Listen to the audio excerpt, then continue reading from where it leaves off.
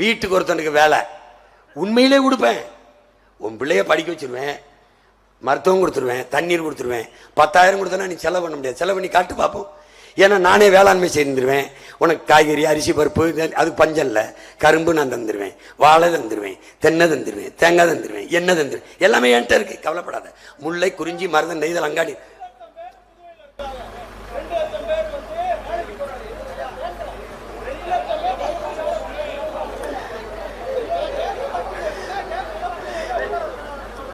அவர் கேட்கிட்டு இருப்பா, நான் தம்பி நான் கொடுப்பேன், தம்பி நான் கொடுப்பேன்.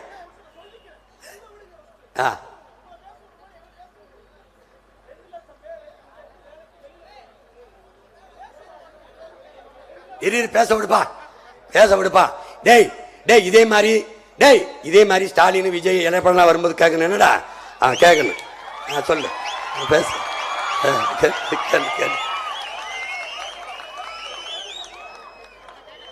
இருப்பா. ஏய் 2 லட்சம் பேர் இல்லடா, எத்தனை லட்சம் பேருக்கு வேலை நான் கொடுக்குறேன். போ, கொடுக்குறேன்றல. அதான்ப்பா நான் சொல்றேன், கொடுக்க முடியும்னு சொல்றேன். ஏ விடியா, கேள்றான்னு சொல்றேன். என்கிட்ட கேட்கிறான்ல, அதுக்கு அனுமதிடா.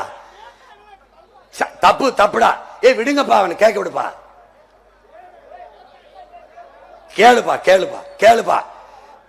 கேட்கணும் தாப்பா இவ்வளவு நேரம் பேசிக்கிட்டு இருக்கேன். ஏ விடியா, இங்க பாருங்க, விடுங்க விடுங்க. ஒருத்தருக்காவது ரோசை வந்து கேட்கிறான், அவனையும் நீங்க தள்ளுறீங்க.